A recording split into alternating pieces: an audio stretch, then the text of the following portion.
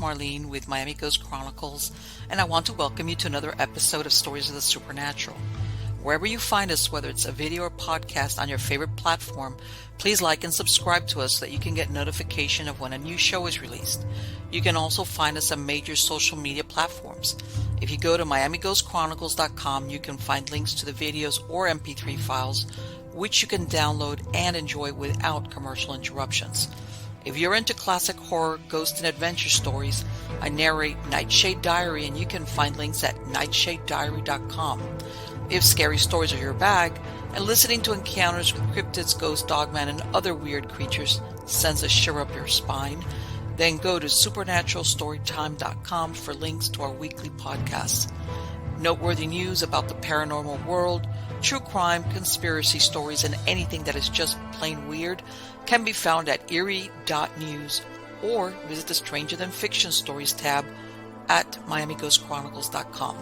Please subscribe to my newsletter on Substack. Just go to mppellicer.com for a link. I want to thank you for being part of my audience, and I think you are all wonderful. Hi, how's everybody doing? Good, I hope. I'm doing good. Everything here in North Florida is doing good. Some rainy weather, but I can deal with that.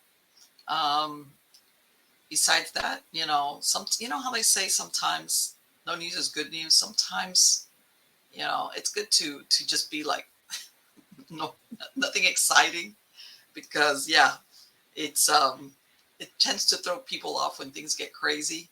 But no, so that's why I'm saying everything is good. It's the way it should be. Yeah, what can I say? I'm a creature of habit, and but I'll tell you something though. It's really weird to talk about PTSD, and I know maybe some people caught it on my earlier show. I had one of my very old. I want to say this tree was estimated to be between 5, maybe as much as 500 years old. And about a month ago, somebody had noticed, because the trunk was huge.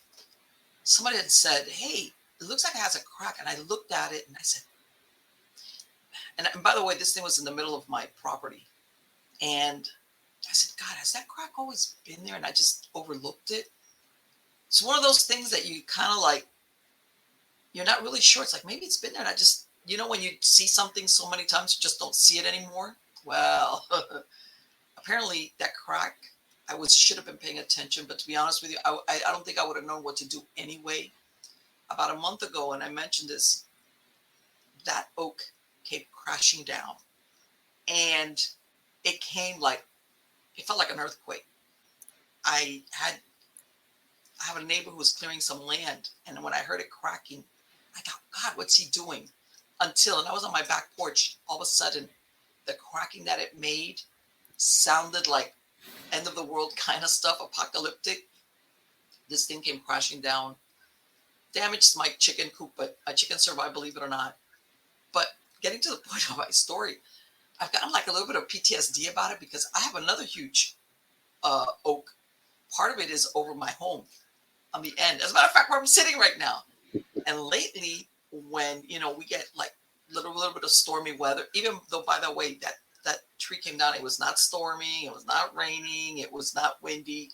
Around here, winds, you'll get an occasional branch that'll come down, but I'm realizing that I'm here, and if all of a sudden I'm looking out my window and it gets stormy, or I'll see the wind like pick up, I start wigging out a little bit, because I witnessed that tree going down, and it really made like this.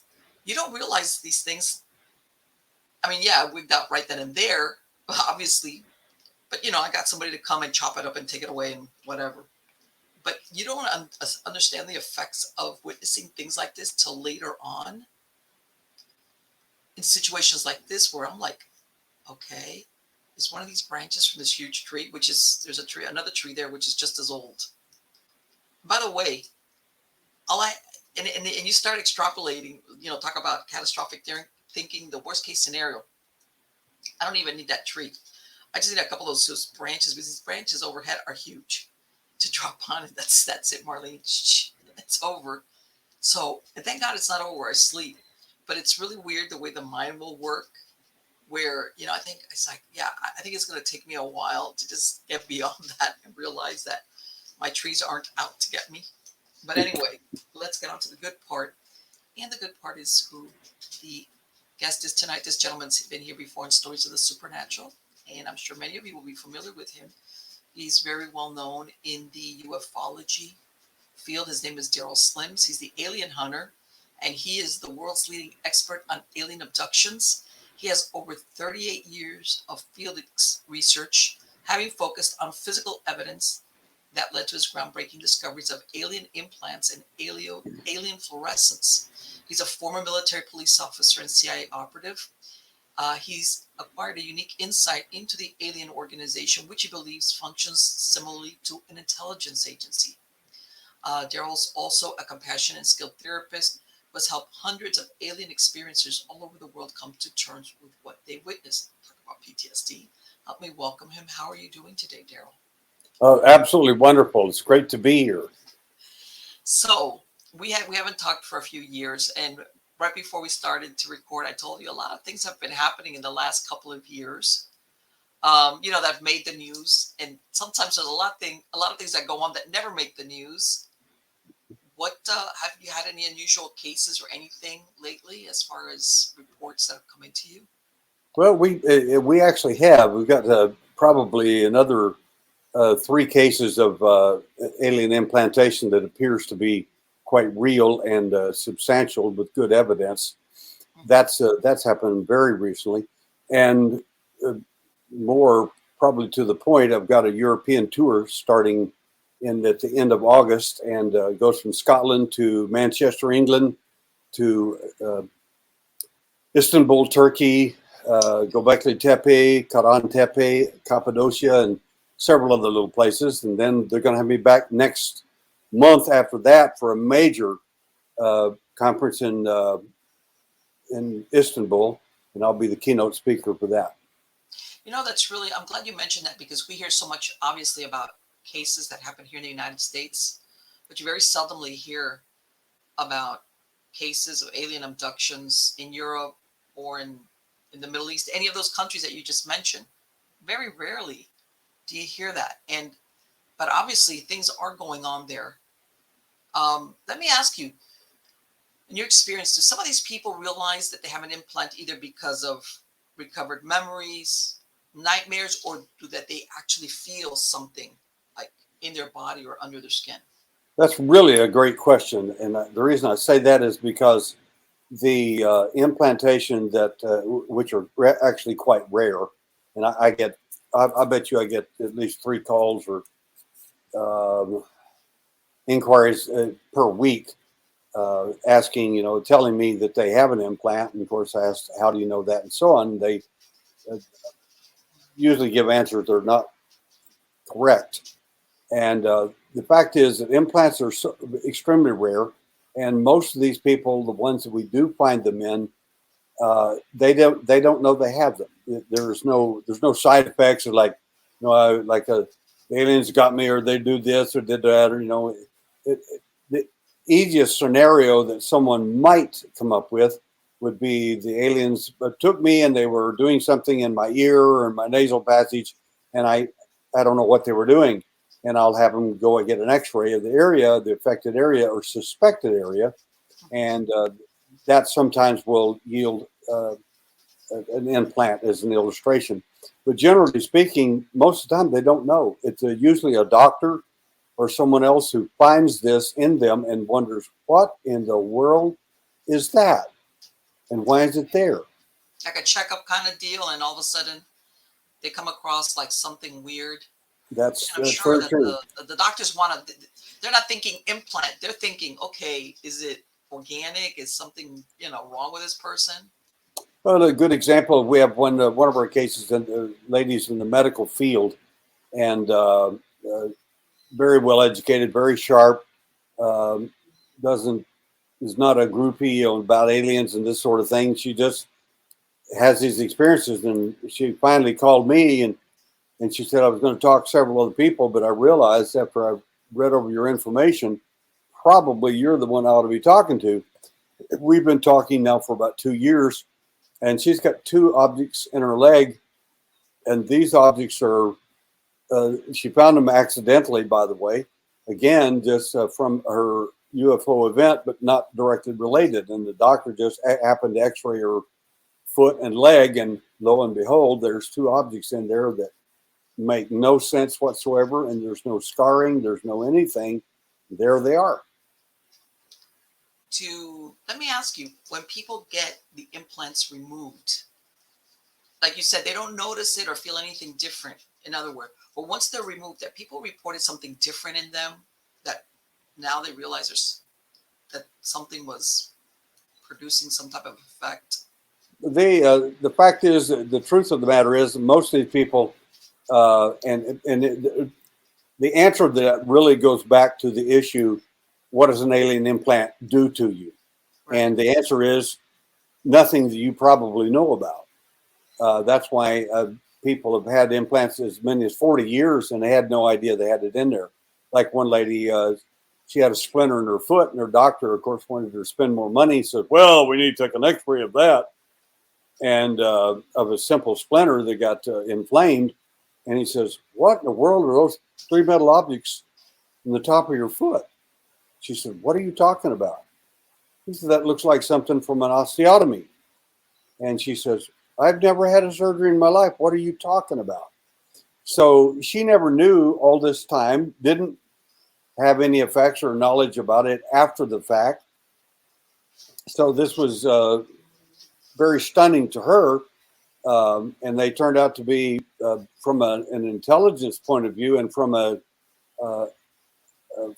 scientific point of view, medical point of view, was absolutely astounding. I mean, they turned out to be three objects from a rare meteorite in outer space. What? I mean, that's how impossible is that? Yes. Nobody steps on rare meteorites from outer space. It doesn't happen. I was about to ask you that. I said, usually what are they made of? What material are they made of? But in this case, you're saying it's a meteorite. Well, even from my point of view, what was more stunning was the medical part of it. The medical part showed the objects were hid in a biological cocoon. And this biological encasement, this cocoon, hid the metal objects from the body, so the body never knew that the objects were even there. It didn't recognize them as foreign objects and attacked them as it normally right, did. Exactly, right, because the body would have, maybe like given her inflammation or, things that the body does to let you know that there's something foreign inside of you. Yeah, it hit it so well that a Nobel laureate told me, he said, Mr. Sims, he said, if you could replicate that biology in a laboratory, you may have a Nobel laureate find already. He said, organ donor rejection would be passe after that. It would be incredible. So I said, well, what laboratory do you suspect I should send those off to be studied? And he laughed and said, not any of them. And I laughed and I said, I was born in Texas and I was born at night, but it wasn't last night. I think I'll wait until I find the appropriate person. Right. In other words, he's telling you, that's my recommendation, but that's as far as it goes. They'll steal your tech immediately and slice off a couple of microns and hand you back the original stuff. You won't even know they've got the other stuff. And miraculously, in 10 years, they'll come up with a new non-inflammatory process developed by the human body. Yeah, I believe it. God, you know how much money that would be worth? A lot. Yes, especially to them. Of course. I mean, that's one of the things you always hear about as far as transplants is the trying to match people to donors so that there's no rejection. That's like one of the biggest risks. If they could bypass that, wow. That's right. That would be incredible as far as, but did she have any idea about place? Could they, in other words, I'm thinking that's right. That's one of those things. If you've never gotten hurt and you've never had a need for an x-ray, God knows how long you could have something in that area of your body without ever knowing about it. Based on the UFO stories that she told, the history of her ufology, it would seem that the implants were in there about 40 years. And they, in my opinion, were passe old old tech, so to speak, Hmm. and the newer stuff I think is a little different.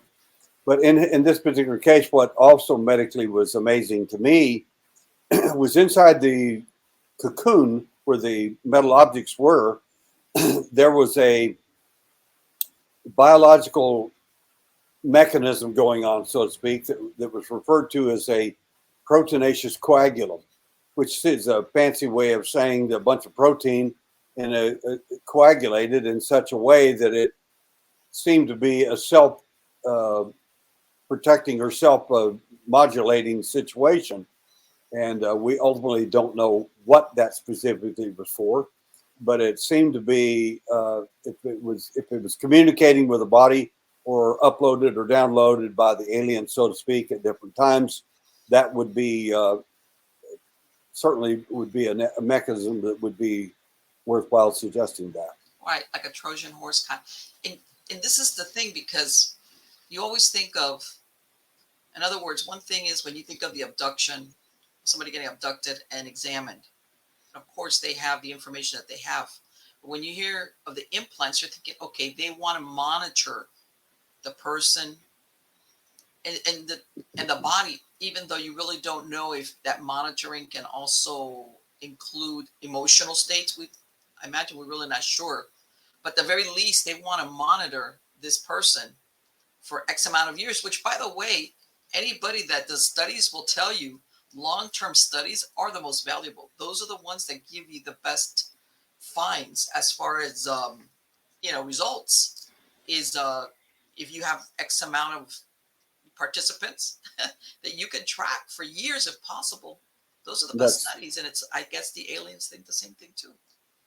that makes sense. It actually makes sense. Yeah, that.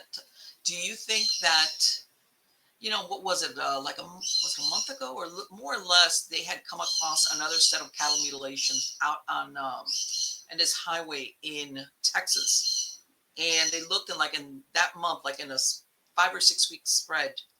They have found similar cattle mutilations along the same highway, different counties in Texas, but they followed that same highway. Do you Yes, think, I remember that event. Yes. right? And do you think that, do you think it's aliens that are doing the cattle mutilations?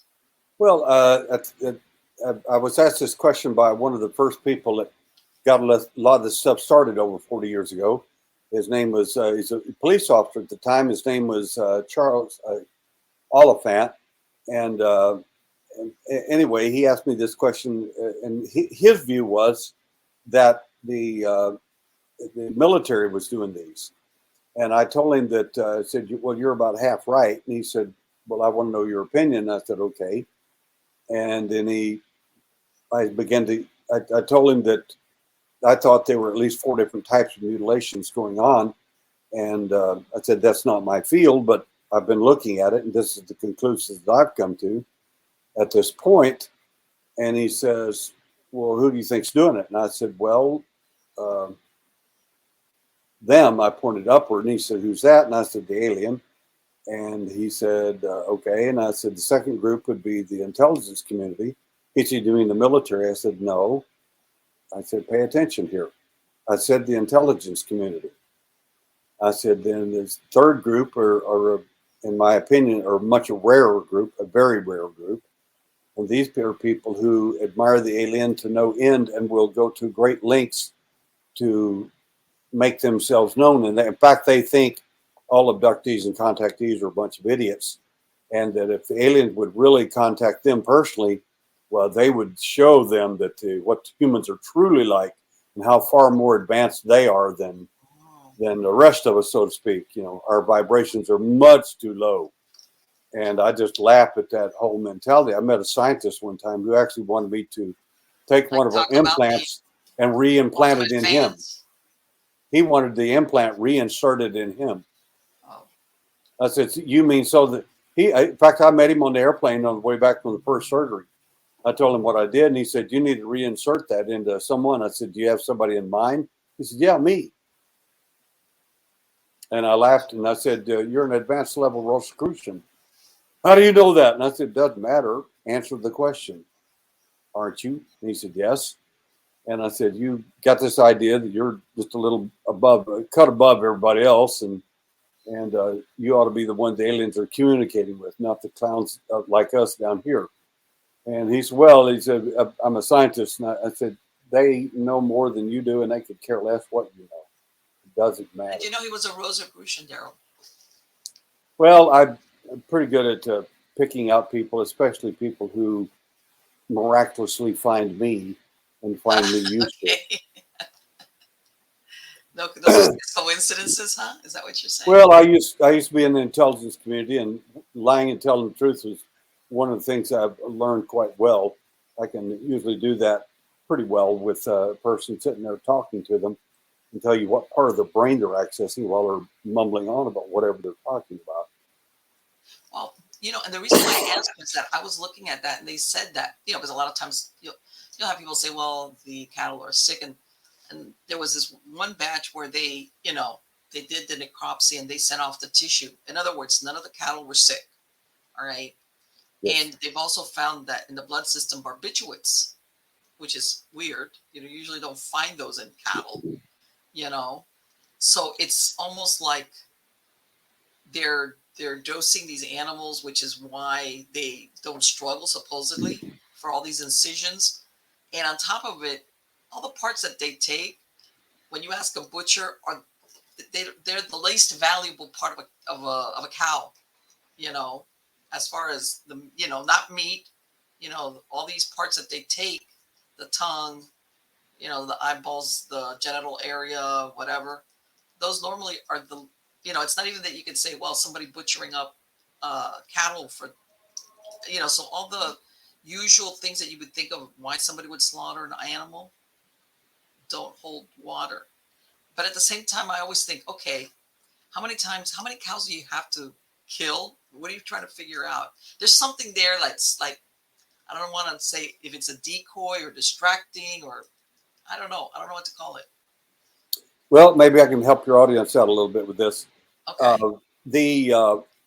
When the intelligence community does that, in my opinion, first of all, I told the cop, I said, I think the alien's the one that primarily responsible, and he argued with me. He said, no, it's the military, and I said, I keep telling you it's not the military, it's the intelligence community. They're running the operation, and he finally says, well, you're wrong. And I said, no, I'm right, actually. I said, it's both of them. And one's watching the other. And he said, well, I think you're wrong. And I said, well, okay. I said, I'm an ex-cop. I said, he said, you got a case, make it. And I said, all right. I said, don't make me embarrass you in front of God and everyone else here. He says, do it. And I said, okay. I said, there's tons of meat. And this is well-known case. Tons of meat fell from the sky, tons of meat, different types of animals. But the one of the most interesting was it was human meat, sliced, hearts, lungs, etc. I said, now, that happened in the 1880s. Who in the CIA do you think did that? And he got real quiet. And I said, when you're asking me questions, but my friend, I said, don't tell me the answer and expect me to sit there and agree with you when I know better. I said, this stuff's been going on a lot longer than you and I are old. And I said, I'm telling you, the intelligence community has been spying on the alien for a long time. And sometimes they pick up cattle that already have been marked. He said, what are you talking about? I said, cattle that have been pre-marked. He said, like what? I said, some of your cattle have been marked before. I said, you discovered that, you and this doctor that was working with you at the time. I said, he said, what color? And so I told him. He said, oh my God, how did you figure that out? And I said, well, I am an ex-cop. I think I know how to investigate things. I can figure stuff out. I said, but that's okay. Don't worry about it. I said, our cattle are marked too. He said, are you telling me the abductees have got fluorescence on them too? And I said, many of them, yeah, from their events. He said, is there a pattern? I said, yes. Is there a difference in coloration? I said, yes. And he says, oh my God. And then he got excited. I said, but I said, let's go back to the intelligence community. I said, we've investigated cases, like one of the cases we did was quite interesting. And this was up in Oregon many years ago, back in the 90s. I said, in that case, we suspected that it was the intelligence community. And of course, everybody's found the dead cow and all this and mutilated and so on. And they said, well, all the blood's gone from it and everything. I said, well, no, that's not completely true. Most of the blood is missing. Blood will pool in the bottom of the cow. And if you want a blood sample, you're going to have to turn the cow over and get a blood sample there. But anyway, no, all the blood's gone. I said, no, it isn't. You're misleading people when you say that. Most of the blood is missing. And so anyway, I said we took samples from 10 foot away from the cow in all directions, north, south, east, and west, and every 10 feet out to about 150 feet. They said, well, why would you do that? And I said, because what we found was human pharmaceuticals that were in those areas in concentric rings further out. He said, well, what does that tell you? And I said, well, that tells me those are human pharmaceuticals, and our guys were using pharmaceuticals themselves. Now, the question is, what came first, chicken or the egg? Did the aliens catch the cow to begin with, and then something happened, and they wanted to find out what they were doing, or are they doing their own work? And he said, well, what do you think? And I said, well, the intelligence community, particularly in the area of Dulce, they asked the Native Americans there, and I've been to Dulce a number of times and spoken at their conferences on the reservation there. And I said, years ago, back in I think the 60s, the intelligence community through the DoD asked the big question: can we explode a small nuclear weapon underground on the res? And they said no. And so the intelligence community just went off the res outside the reservation some distance and just planted one underground, and it exploded anyway. Well, the point of that is a lot of the cattle started getting caught and mutilated and other things in that area. And of course, everybody thought, well, it's aliens or whatever. But the fact is, it's more than likely the intelligence community, and they're checking the water supply to see what's contaminated. And guess what eats grass? Cows, sheep, and things like that. So, and the place you would check would be the anus, the udder, and the tongue, of course. Wow. Wow. And that's exactly everything that's always missing from all these animals. Well, one other illustration from an alien point of view, in my view, is a case that happened with a friend of mine. It was on TV. Bill Burns. He asked me if I would come on to their show, and I said, not unless I come on as the alien hunter. He said, well, we can't do that. And I said, then I won't be on there. And he said, oh, okay. So anyway, long story short, they had a young guy. There was a rancher who had a number of his cattle mutilated, and this was another one. And he said, he was in tears crying. He said, we're going to lose our ranch because the insurance company is not going to pay off on his cattle anymore. And he was horrified. And the young man was standing out there in the cold with him. And the rancher finally went back in the house, and the young guy was standing there. And the young guy did something that I can't believe people can't figure this stuff out. He pulls out a metal detector, just playing around, because Bill and the others are at the airport. They're just arriving. And all of a sudden he plays with a metal detector, and all of a sudden he hears this beep, beep, beep. And it's in the cow. Oh. And whatever it is, it's moving. What? And then he gets a phone call. They said, come pick us up at the airport. And he said, well, yes, sir. And so he leaves the cow, biggest mistake he ever made, left the cow, and then picks up the crew, the film crew, and all that. They'll show up out there, and he said, listen to this. He pulls out the recorder again and plays it, and there's no sound. It's gone. If it had stayed there, he would have not lost the object that was inside the cow. Yes, and this is something that people don't, and you mentioned it, people don't realize that these cattle sometimes are worth hundreds of dollars as far as to these ranchers. You know, when they start losing these animals, I'm sure that, yeah, there's times that they use them, they do lose them to predators, like in nature. But from what I understand, this can really, hurt a rancher if he keeps on losing cattle that way. Yeah, whatever you got to, like say 5, 6, or in some case, we've had some cases which 30, 40 head of cattle or horses or sheep were mutilated, and there's no consistency with it being predation, with no consistency with it being evil people cutting up cattle like Satanists and so on. Right. So far, no Satanist uh, or anyone like that has ever been caught around or mutilated anything and ever tried or convicted of anything. That's an old story. It just doesn't wash. Usually, a story that the FBI or somebody will use because they don't have a clue either. You said something earlier, which was human meat dropping out of the sky in the 1880s or late 1800s. What is that? I'd never heard of that. Well, it's what some people might refer to as a cattle mutilation in large. I mean, literally tons of meat fell out of the sky. Nobody could figure out where it came from. So one person says, well, there could have been war. There could have been a, cannon fire or something like.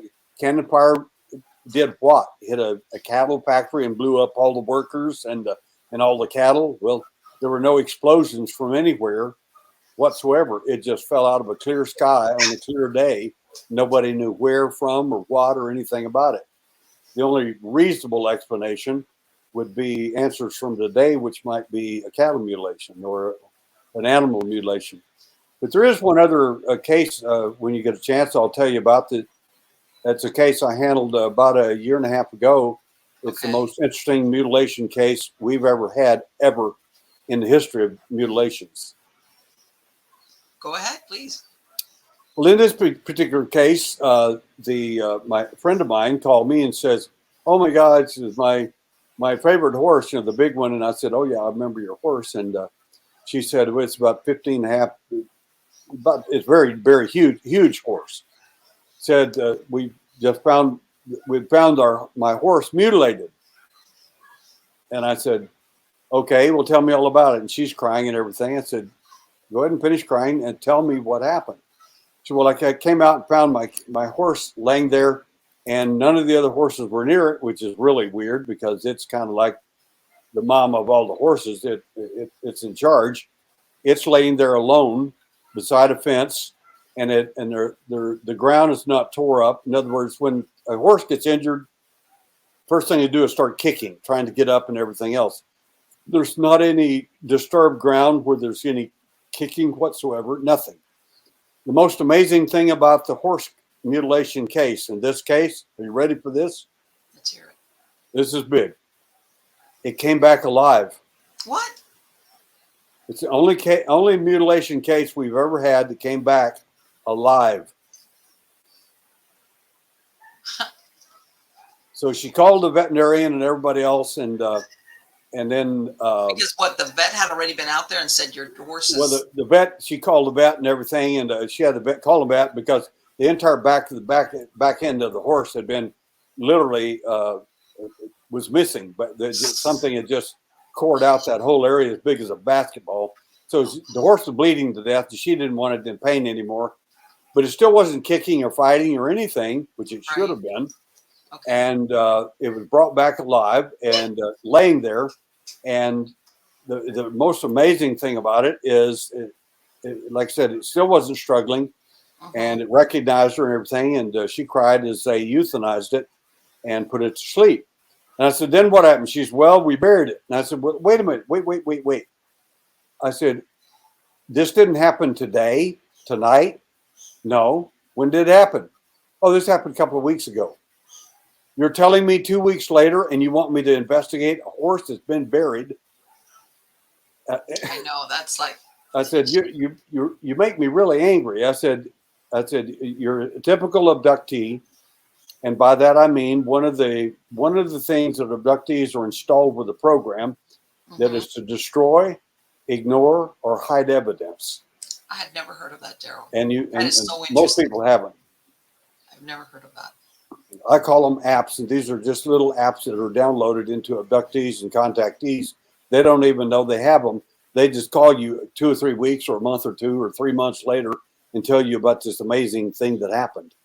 Just right. In other words, when like exactly when the chances are of coming to discover something, it's like, yeah, let's make sure nobody that. Well, like I told her, I said, I'm your best friend. You called a Uh-huh. veterinarian Yes. that you had really no knowledge of. You called the state. You called people with the bulldozer to come bury the cow, bury the horse, and all that. And Right. you didn't even call me.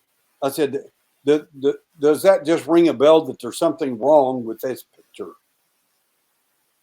Yes. Like what? Why did you wait 2 weeks? What went off in your head that you said, well, now that 2 weeks have gone by, I'm gonna Well, call. they actually don't know. And of course, I had worked with thousands of abductees, and I know exactly what's going on with them. And like I told her, I said, you're instructed to ignore, hide, or destroy your own evidence, and you did a good job. Thanks for calling me 2 weeks late.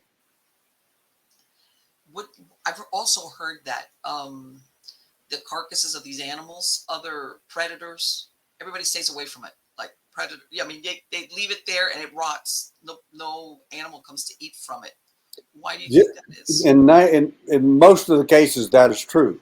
In the cases where it is strictly a military or intelligence operation, that may not be the case. But Okay. in the case with the alien, that seems to be the case. That seems to be the real marker that you can kind of look at it and say this is maybe alien related. Because predation will not occur from coyotes. Coyotes will eat anything. Mm-hmm. Wolves, coyotes. Uh, I mean, it's absolutely amazing that it just that nothing touches them. Right, and that's one of the things that I'm thinking. There's something here besides, whether you say it was a human agency or alien. Like, what is it that these animals sense about this carcass that everything stays away from it. Nobody takes a nibble, or they even like leave they don't leave it alone. And there's got to be something there that even if maybe they take a tissue sample, either we don't know what we're testing for or something, or is it something around? I don't know. There's something Well, there that. in the cases that where I've advised people to, I'll give you a good example. There was a friend of mine called me and said that this was again back in the '90s, and he said, I've been invited on a special case of something that's really incredible. And he said, I'm not supposed to tell anybody. I said, well, you can tell me. I won't tell anybody. Hmm. And he says, okay. And he says, 12 workers, government workers, were working on government land, cutting grass, whatever they were doing. And they noticed down in the valley, there was a bunch of elk down there. And a UFO, a small UFO, actually fairly small disc, came over and followed the elk herd and pursued them to finally one of the elk, the younger elk, ran away from the crowd. It separated them from the uh, the UFO at that point with some unseen force picked up the small elk and took off with it. And interestingly enough, an elk was found. An elk of that size was found the next day mutilated. So they think that might be the case, and so on. And they were going. I said, well, I said I don't mean to be critical here. I said I don't want to be ugly or to be seen that way. I said, but please do the following: take a black light out, check it for fluorescence, do these following things. And of course, they didn't. And I said, well, no wonder you guys never find anything. Let me ask you. I'm sure you're familiar. Was it late '60s? I want to say out in Colorado they had that horse Snippy, the one that Yes, was yes. and it had the UFO aspect, but then other people were saying no, that it had gotten struck by lightning. Well, You know, It was Nice weird. try. It just doesn't work. Right. I was. I know the lady who has the body of Snippy, and Oh, really? that Okay. still has a skeleton. A friend of mine. And anyway, let me give you some facts about Snippy that nobody knows. Okay. Uh, I was on TV. Uh, there were seven of us. Only four of us were going to be chosen, and seven of us were there. As the producers, directors were trying to figure out which of these four people will we choose to be on our TV program. And anyway, they put Snippy the horse up on the screen, and of course these people are barking and going on 90 miles an hour, seeing who can outdo each other. And finally, the producer in the back, who knew me, said, "Derrel, you can jump in here at any time." And I said, "Well, I didn't want to get in anybody's way," and which Okay. is kind of funny because Animal Planet had already told me they weren't even going to do the show if I didn't volunteer for the program. So I already knew I had a slot in it. So anyway, I said, well, I said, you've all told everything you probably have ever read about Snippy, and so there's not much more to tell. I think you've done a pretty good job, except the fact you didn't tell the important stuff. Everybody, the one guy who's kind of a know-it-all, Sean David Morton is who it was. Well, I know all about that. I've studied this. I know everything. And I said, okay. Well, why don't you know what I know? He said, what do you mean? I said, the best investigators keep back evidence in particular cases that are really good, like Snippy, and they don't tell you the rest of the story. No, there's nothing more to tell. I've already studied every piece of information out there. And I said, well, like I said, the best investigators. And he said, what do you think you know? I said, well, I'll tell you what I actually think I know. And I said, underneath Snippy's head, there was a white powder. Oh, I never read anything about that. I said best investigators. You weren't told because you're not an investigator. Number two is that you're not involved in the mutilation program at all, so you wouldn't have a clue. I said, the fact is that that particular powder is quite interesting. He said, well, nobody's ever reported that before. I said, not that you know of, because again, the best investigators might know something about this, and you don't. So you kind of outed yourself. I said, the fact is, I've got a case that I've been starting working on in Brazil with a Brazilian investigator. And in that case, long story short, a ranch in the middle of nowhere, the rancher went into the city and he came back several days later. It was a long drive to where he was getting supplies and so on. And it had rained during that time, and he found three of his cattle carbonized. You saw the movie Star Wars, how they yes. carbonized Han Solo. Yes. Imagine that. They were carbonized laying there. And that several chickens were carbonized. And it rained, so there were mud around, and he kept yelling for his helper, his worker, where are you at? Where are you at? And he couldn't find him. So he looked in the little tiny house where the worker stayed, and he couldn't get in because the door was locked. So he looked in the window and found the man, and I said, I've got a picture of him, carbonized. Oh my God. I said, I got carbonized too. then there's his dog sitting next to him, half carbonized, still alive. Oh, I said, my point to you is underneath the man and the dog was this white powder. I said, they didn't find the white powder under the other animals out there because it had rained so severely that it washed everything away. But they did find the white powder. Like I said, the white powder is pretty amazing stuff. And when you think about it, I said, but, well, what is it? And I said, that's really none of your business. Like I said, the best investigators would know that. you had to torture the guy, huh? Well, he stuck his throat out there, handed me the knife, and said, what are you going to do?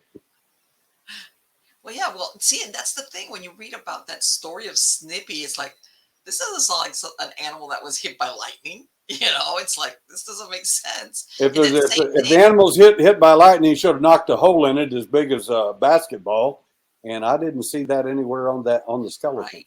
And I heard that there was like a strange like acetone smell around it, like a chemical. Well, And the it same thing, makes animals, sense. no predators were coming near it.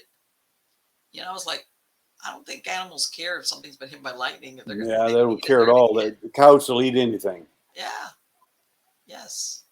Yes. And it was like, again, it makes you wonder. And they had so you know who ended up with, because I think that's all that's left now is just the skeleton of Snippy, right? That's correct. Yeah. It just, and that wasn't, as a matter of fact, I found it quite interesting that that wasn't really the horse's name. They renamed it Snippy after the incident. It To had another protect name. its identity. Yeah, exactly. It's like, that's not the horse's real name. But it's one of those things that sometimes you look at it and you I think, come on, you got to be insulting my intelligence to make me think that this is an animal. Yeah, animals of course get hit by lightning, of course, especially if they're standing under a tree. But yeah, there's other things going on there that doesn't add up. That thing, it's really funny when you mentioned that thing about the guy. I'm going to go back a minute to that guy with the Rosicrucian. Do you think that some of these people that are hoping that they would get implanted and never do, what they belong to mystery schools, or they're one of these that somehow or other think that, how's this, that I don't want to say communication with the aliens, like that they think is the end all be all, but they really don't know what they're asking for, kind of deal? In my opinion, they don't have a clue. Usually, they're very smart. They're upper crust people. Usually, Mm-hmm. got a fairly high IQ. I've met a number of Rosicrucians and people in the so-called secret societies, Right. and I've been approached by them, believe it or not. Which I've I'm never sure. approached them. I just one time I was. That's not true. One time I met.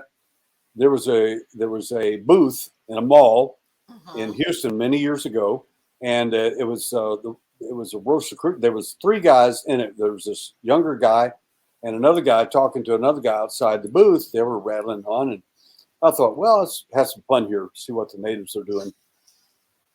So I walked up and asked the young guy, I said, so what do you guys do? What is this all about? He pulls out a brochure and starts showing me stuff. I just looked at it and tossed it back on the table. I said, that's what you tell this society at large. I said, I want to know what you really do. Oh boy. And then the tall guy inside his boss, I guess, he walks over and moves his hand, and the guy gets out of the way. He said, "May I help you, sir?" And I said, "Well, I hope so, but I don't know if you can or not." "Well, I would certainly like to address your issues." And I said, "Okay." I said, I raise a hawk. I raise a red-tailed hawk. And I said, the first question I asked him, I said, can people teach things that they don't know? He said, well, of course not. I said, I mean, like, if you don't know math, can you teach math? He said, well, of course not. And I said, okay. I said, well, I raised a red-tailed hawk, and I taught my hawk how to fly. You don't suppose I can fly, do you? Oh my God. Boy, he got quiet. Then the guy outside walked over, and he came to the outside where I was at, outside the booth. He moved his hand, and the other two guys moved out of the way. And I realized, aha, this is the boss. Right. Finally, got somebody. Uh-huh. And he says, uh, I am delighted to meet you. He said, I'm afraid, as you well know, these two don't have a clue what you're talking about. I do. And I'm glad to make your acquaintance. And I would like for you to come speak to our tri-state group of the Rosicrucians, blah, blah, blah, blah, and so on. I said, no, I wouldn't be interested. And he said, well, but you're, I said, one of you, like you. And anyway, that was a lot of fun. And I left, and it just, my wife, said, what are you doing? I said, just messing with the natives. So it was like, okay, so yeah, who was, in other But words, I've had different people like that come up and talk to me about, we're going to start a temple, and and I'm the high priest of it or whatever. And I've got a whole crew of people, and we've got Right. money and all kinds of stuff we need for you because you are the man. You have contact with aliens. You're doing things that nobody knows anything about. We know that. We need you to be part of our organization. Yeah, and you can We need you introduce here. them to the Nah, aliens. forget it, clown. You can play Not interested. matchmaker. That's what they're hoping for. I don't know. I have no Well, idea. that's and sometimes I think that people that think like that, it's not exactly. I don't think they know. I don't think that what they expect it's going to be is what it's going to be. I'll tell you something that happened to me that I've never told anybody, and this the reason I'm hesitant to say it is because uh, okay, when I use the word Illuminati, everybody thinks they already know what you're talking about. Right. Trust me, you don't. You just don't. And well, we know this. No, you've read a bunch of stuff about it, but you don't know. You don't know where they're located, where their headquarters at. Well, the Rothschilds are in charge. Oh, give me a break. You don't know anything. You think you do. You read a bunch of stuff, but you don't have a clue. Anyway, one day, you're not even gonna believe this. I got an email. Guess from who? The Illuminati. One of the top leaders of the Illuminati. Oh boy. And of course, I didn't believe any of this. I'm like, this. What? So who's running this scam or whatever? Right. And there would be certain things they would do if they're running scams and so on. And none of that happened. In fact, he was extremely gracious, very articulate, very well educated, and said, I admire your work to no end. And I wanted to send you some information that might be useful to you about implants. I wrote him back, and after I did a lot of checking, it took me a while to find out if this was even legit. I mean, this guy beard up like an Alabama tick. Right. So anyway, a long story short, I wrote him back and I said, I want to tell you how much I appreciate your attempt to help me and so on. I said, I've read your information and where it was from. I'm very familiar with it. I said, the information originally came from a guy named Colonel Wilson. Colonel Wilson was the leader of a big UFO group back in the 80s and 90s. No one had actually ever met him. And the people that ran his organization had never met him. I said, the reason I know about him is because I met him on 3 occasions here in Houston, Texas. He contacted me personally and gave me the document that you just gave me. And he said he knew all about it and he's trying to help me out and everything. Right. I said, everybody's always trying to help me get my stuff together. And I told him the same thing I'm going to tell you. I said, the information is incorrect. It's inconsistent. It's bogus and is probably put together by the intelligence community to lead people off the track. This is not what implants do, nor is it even an intelligence implant. And I went through the whole thing and I said, but I do want to thank you for your honest attempt to assist me and so on and so on and so on. He sent me probably 100 pages of all kinds of stuff if I wanted to really pursue the alien and so on and so on.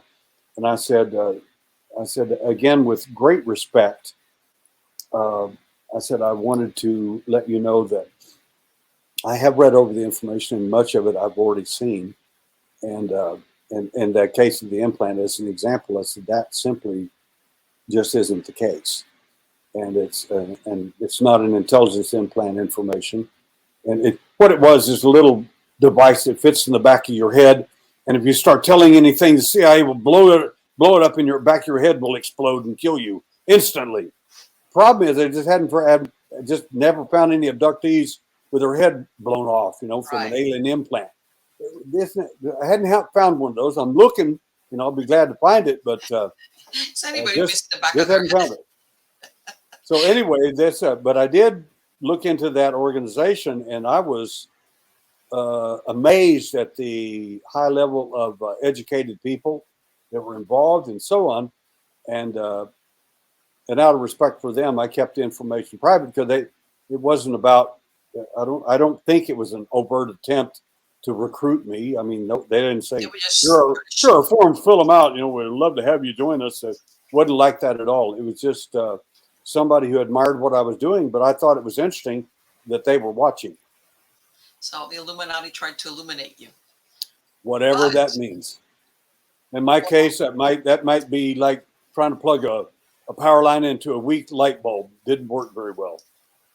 and again, you know, well, it goes to show that they were taking in, despite maybe their connections or whoever their members were, they were taken in again by information that you pointed out to them, which is like, this is the origins are not exactly what you think it is. But So an they're not as amazing, infallible. yeah, the amazing thing about it to me was now there may be a whole, I'm sure, a plethora of things they do we don't know anything about, and probably the legends about them are probably more valuable to them because it keeps everybody running for these red herrings everywhere, and they Right. can't put it together. And so these people have their own agenda, and the vast amount of money, the vast amount of educated people and others that were involved in this was staggering to me. I was absolutely most impressed, and if that was the real agenda, then I am duly impressed, but not interested in the organization. It also makes you think that a lot of these families that, they're so-called Illuminati's, like, all these, I want to say sometimes you think of them as chew toys, that these are the names that they put out, that they run all these pieces. And I think that the people that are really, really know, they know what the power of anonymity is. In other words, nobody, for all you know, maybe you say their names and people go, who? Who's that? Because they understand.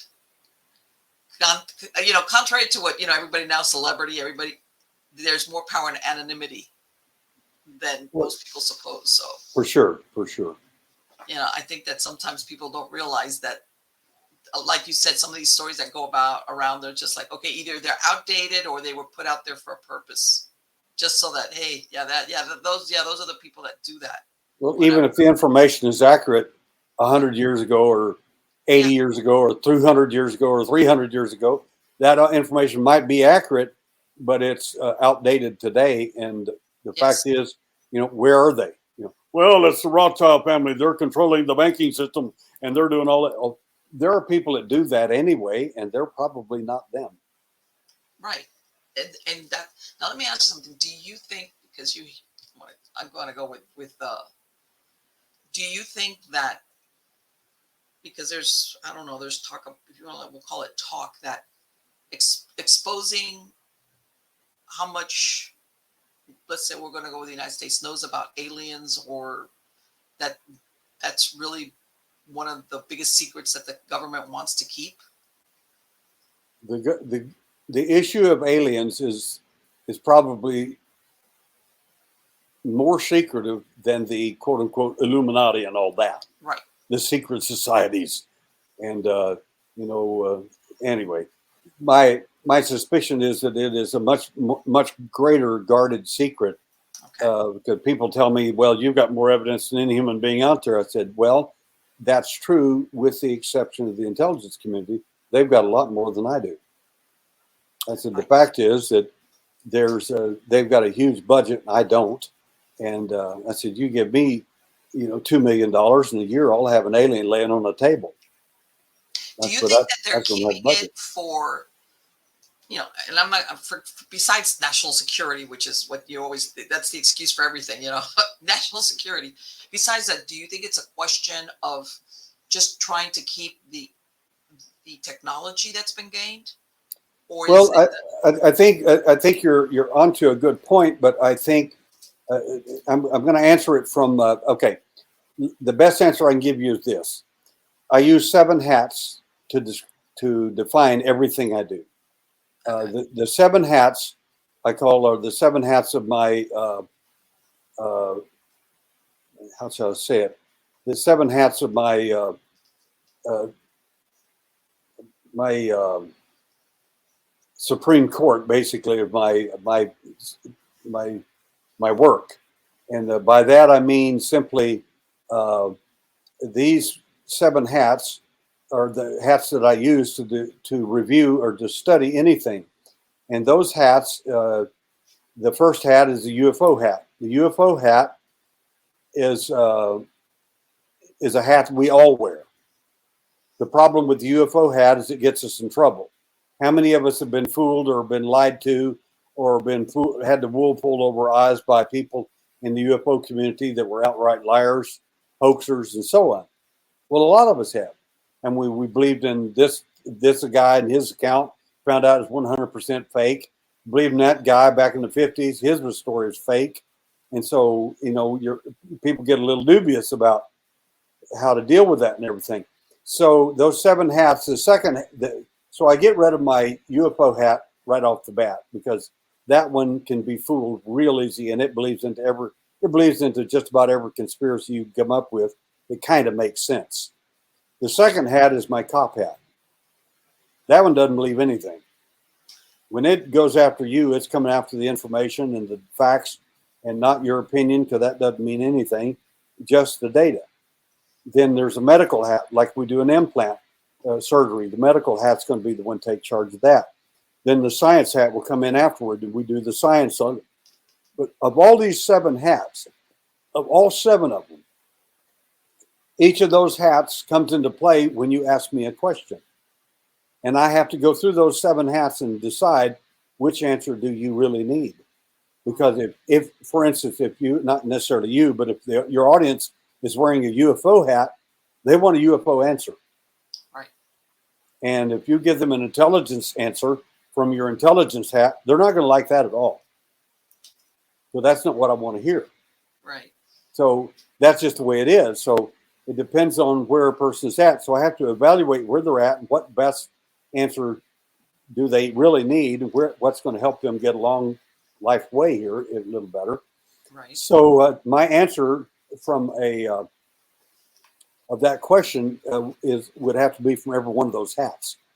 From the UFO hat, the answers just get wacky. From the cop hat, there is some evidence, but a lot of it's obscured because the witnesses disappear or the information disappears. There's no way to verify and so on. But each one of these hats in themselves is not the answer. These are just answers. So when you get to the intelligence hat doesn't care about you, period. It never has. The intelligence hat, I don't care if it's KGB, I don't care if it's Mossad, I don't care if it's CIA, it makes no difference. Their answer is always about protecting their turf, their answer, their information, and using the United States government to cover it as best they can. The fact is, if they knew it with these are aliens here coming to save the earth, fix the ozone hole and all that, you're never going to find that out. If they found out intentions, right? It doesn't matter. If they find out they're here to barbecue us, eat us, and boil us, and whatever, they're never going to tell you that either, because they want to manage that. They think they have enough knowledge to take care of that. What they don't realize is the cumulative amount of information from abductees, if extracted correctly by someone like me, will give you far better information about that phenomenon than you can imagine. And I'll give you a case in point. A man came to me some time ago, years ago, and he said, I used to build stuff for the intelligence community. He said the military. And I laughed and I said, what'd you build? And he told me, I said, did you furnish the metals or did they? And he said, they did. I said, when you built it, what kind of corners did it have? He said, it didn't have any corners. I said, do you have any idea what you were doing? He said, no. But they had very specific qualifications for what we were to do. And I said, okay. I said, you're building something it's part of a craft. He got real quiet. What makes you think that? That's because I've been in them. I already know I know what it is you're working on. He got real quiet again. And I said, the fact is, I said, what you described, the process you described, I said, this is consistent with what would be there. And he was floored by the whole thing. And I said, but from an intelligence answer, that's it. From a science answer, well, they're just trying to assist in some way to do this. No, they're interested. The intelligence answer is what can I do to make that support me and my views and all of my intelligence operations and keep it hid from the world, and I can still use it and still get ahead of everybody and be in charge. How do we do that? Because they're never going to, you're not in the equation at all. Right, exactly. It's like, it's right. We're inconsequential as far as, of course, not to ourselves because we're the center of each of our universes, but from their perspective, it's humanity as in a collective, like, okay, we're going to do what we're going to need to do. And you know how they say collateral damage, if it has to, well, that so be it, if that's what it takes. And honestly, when you describe the thing with the seven hats, I think, at least for myself, I would want to know just the truth.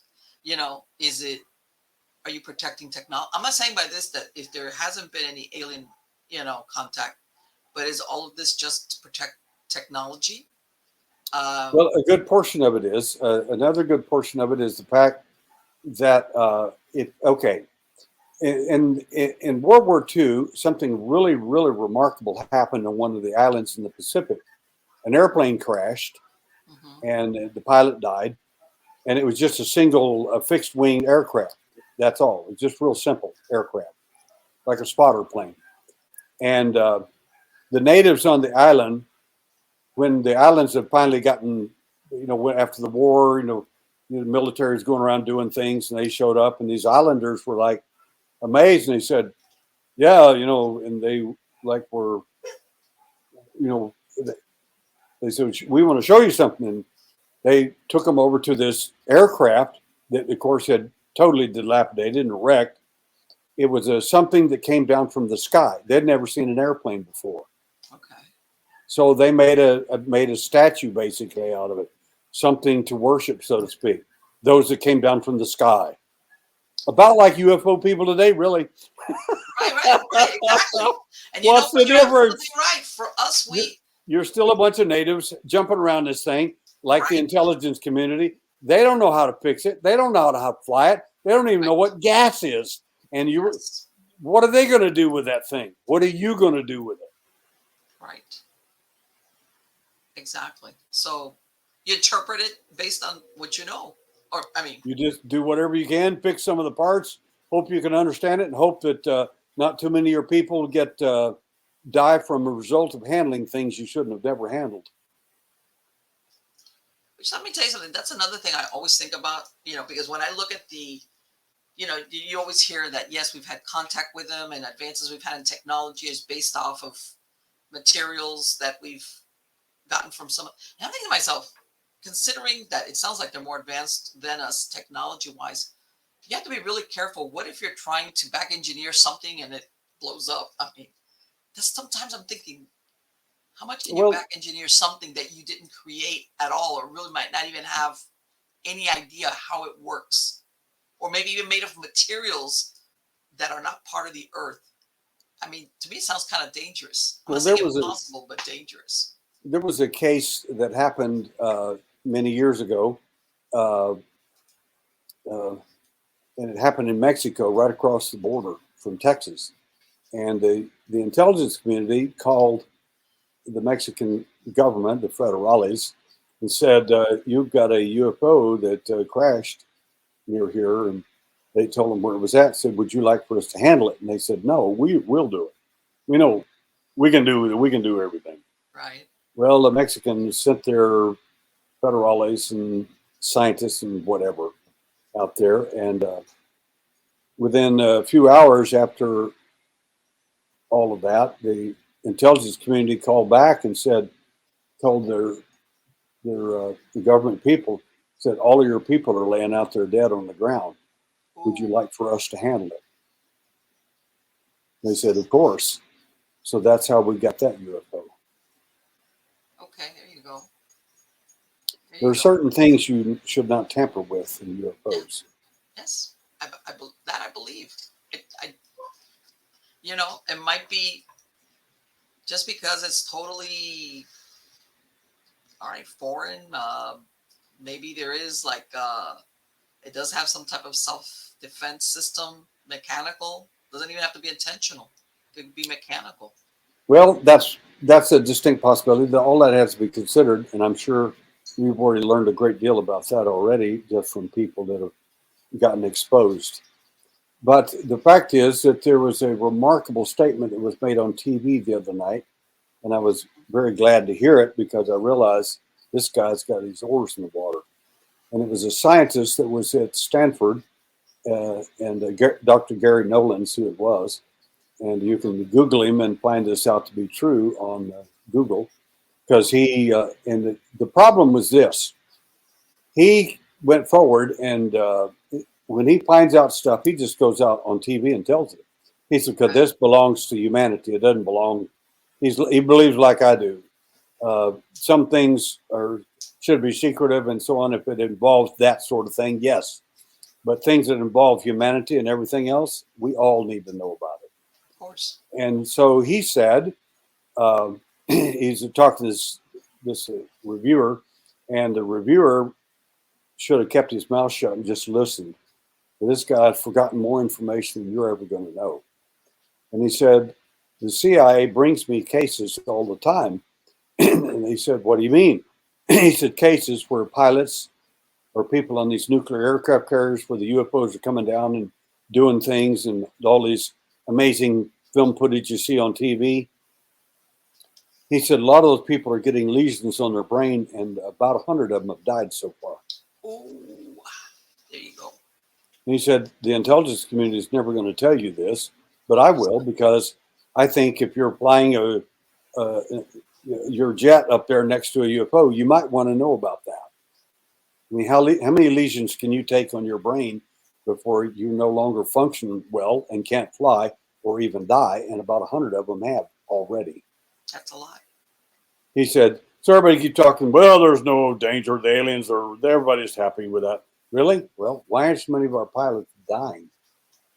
Right. And who knows, maybe by the time the lesions show up, there's no connection, or they don't want to make the connection, as in that experience with the problem with the lesions is that they said the reason they bring these people or their cases to me, especially their MRIs, is because I'm the top person in the world to ask that question as to how it. He said, I could give you a hint. He said, these lesions are due to an unknown energy source that these people came into contact with or came too close to. And he said, as a result, many of them end up with these lesions in their brain, and it affects them, of course. And then about 100 of them have died as a result. He said, their cases are in court now. And what the relatives are wanting me to do is testify in court against the CIA or whoever is responsible for this stuff, that, our relative died chasing UFOs at your direction, so to speak. Right. And he said, so that's what I testify to. Exactly. That's very interesting, because I've always thought of that as in, there's got to be some level of danger when you're basically experimenting with technology that you have no idea what's in it or what's capable of, or you just cut something the wrong way, and next thing you know, we really don't know. So, and then let me ask you, do you think there's any truth to that theory? Because I want to call it a theory, that as far as that they want us, or their interest in us is for our genetic material, as far as producing hybrids, or because their genetic material is not any good, or what do you think about that? Well, after studying this for over 50 years, I basically looked at it with the 7 different hats, and those type of stories don't make sense. Okay. It's great. It's great science fiction stuff. Makes great movies, but there's no evidence of that. The question is, have they attempted to make hybrids or something like that in some form or another? Well, of course, that's true. We have evidence of that. But the big question is, are they going to take over the planet? Or are they trying to do this, fix their DNA? They came back in time and they did this. Well, if they came back in time to fix the problem, why didn't they fix it 10,000 years ago? Right. Why are they late? Why are they so smart they're stupid that they got here late? It doesn't make any sense. So, like I said, when you put the other hats on, see, the problem with all my hats have to come up with a consensus. When those hats don't come up with a consensus, there's something wrong with the story. Right. The UFO hat loves those type of stories. Loves them. I mean, oh my God, they're coming from another time, another dimension. They're doing this. They told me so. So I believe every word the alien tells me. You Yeah. know, that's Well, a UFO hat. That's what it does. right. Well, I'll, you know what? I'll throw you one of my theories, and this is because, of course, this is for your UFO hat. What if these, we'll call them extraterrestrials, are stuck here? I don't know how they traveled. Where we were talking interdimensional, light years, whatever. They're stuck here. Whatever happened to them, we don't know. They can't go back and they can't go to where they really wanted to, so they're stuck here on Earth, which is not really the best place for them. And they've been around here for a long time.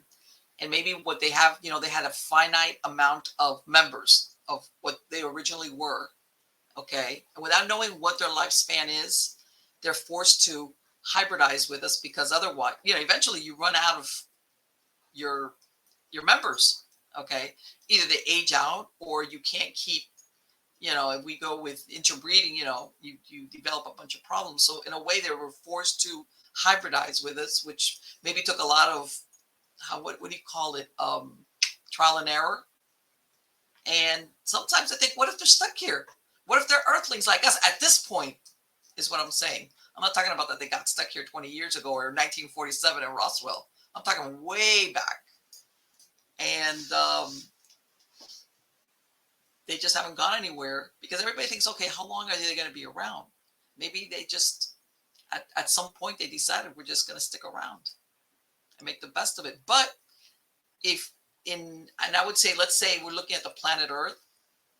Obviously, I'm talking as an original Earthling kind of deal. Okay, I'm acclimated. This is my natural habitat. So not only is it because you have a finite amount, but if it, as a life form, it's easier for you to live in the Earth if you're hybridized. If you've taken over some of the genetics, makes it easier for you to live here. That's just my theory. So there's that one for your UFO hat. Well, it is one we've considered. I've looked at stuff like this, like I said, for over 50 years. And again, when you start using the different hats, they come after that and views and look at them very seriously. One of the difficulties with that is the fact that we've got great video film of these, some of the craft hundreds of miles, one of them 50 miles thick, 600 miles thick, Mm-hmm. 50 miles thick, 600 miles across. We got it on film. Not filmed by us, but filmed by an independent film producer, Okay. and out of Japan. And so it's already in outer space, and there's been many sightings on the moon and other planets and so on, and UFOs underground, in the underwater. I mean, Right. That doesn't make any sense to me. It's not like, we forgot where we parked the car. The cars are out there. They're flying around. They're chasing our aircraft and they're kicking our butts, so to speak. And because I'm sure you've heard there's more than one type of extraterrestrial that's around. Some of them have left and some of them have come back, and of course, and I'm hearing, okay, well, maybe they do have this technology, but yeah, they can. How can I say? Maybe the best they could do is not too far away from the Earth. Maybe the moon. Maybe only solar system wise. Not as far as what we're thinking. As far as we're talking here, like the other part of the galaxy or another part of the universe. Or if you want to go with the interdimensional, whatever. Maybe for some reason they can travel. And I had also heard, what was it? That they had captured some of these spaceships at what was it? Oh, God, I can't remember what country was that they had these cameras basically aimed, what was it? Trying to capture some type of sun activity. And that they basically realized that they'd seen these crafts by the shadows they were casting, but they were darting so quickly. That in other words, they really weren't looking to capture spaceships. But they were huge, exactly like the dimensions that you were describing. And the only reason they got it was because of somehow or other, the shadow that they cast. And like I said, these cameras were set there, for lengths of time. And finally they started studying them, and that's how they realized that these things are darting across back and forth. very high speeds, and they're huge. I don't know if you had heard of that, which was Well, like, wow. one lady confronted me at a conference one time and said, Mr. Sims, you're just negative. You just don't understand. I said, I've heard that before. So why don't you enlighten me? She said, they're far advanced than us. They're advanced civilizations. They're that. And I said, sweetie, have you ever met an alien? No. I said, well, I have. You know what the little gray's IQ is? She said, what? That's about 80. You know what 80 is on an IQ scale on Earth? It's a moron. Now, if he's an advanced civilization from Zeta Reticuli or wherever you think he's from, why is it he can't get his oars in the water? I said, then the little alien that's another taller alien that's bigger than he is, often referred to as a doctor, he's got an IQ about 135 or 140. He's a lot smarter. If there's going to be an implantation or some surgical or mutilation work going on, he's the one that's going to do it. I said, but the little guys are made, hatched, cloned, and manufactured for the purpose of making you think they're from other planets. I said, isn't that interesting? Well, they made crap, and you're wrong because they made their spacecraft. I said, sweetie, many of these aliens only have 3 fingers without an opposing thumb. You don't have an opposing thumb. How do you make things? Exactly. How do you do that? She's, oh, well, I never thought of that. And I said, there's probably a couple other things you haven't thought about as well. If you've got an IQ of 80 and 3 fingers, what do you think you're going to make? I said, you're not going to make anything. The fact is, what you don't understand is somebody made it for him. Okay. And you're missing the whole thing. I said, well, they're doing this. And I said, well, before you enlighten the universe with your knowledge and fill this room with your wisdom, I said, you might want to think very carefully about what you're saying. I said, the fact is that, I said, you don't even know the history. I said, you realize the abduction phenomena is only no more, and I'm exaggerating here, no more than 200 years old. So if it's only 200 years old, and probably less than that, what was going on before that? I said, there were other programs that you don't know anything about. I said, the UFO people are with their UFO hats are so caught up in the alien phenomena, they don't even know what the rest of the show's about. They have no clue. Right. And I said, let me give you one last piece of information that might help you.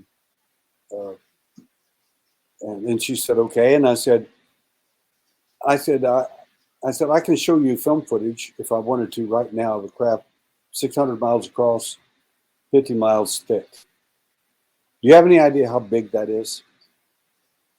She says, what do you mean? I said, if you had something that big, what would you need a planet for? Exactly. You could move that around anywhere you wanted with anything on it. And I said, I won't go into the details of what we found on the ship. I'll just leave it with you, and we'll just act like they created everything because they're so smart. Exactly. And you think about something 600, it's like, what, depending on what state you're in, it could cover maybe half of your state, of just about. That's fact. And 50 miles thick, how many layers, how many rooms could be in there? Sure. Wow. Exactly.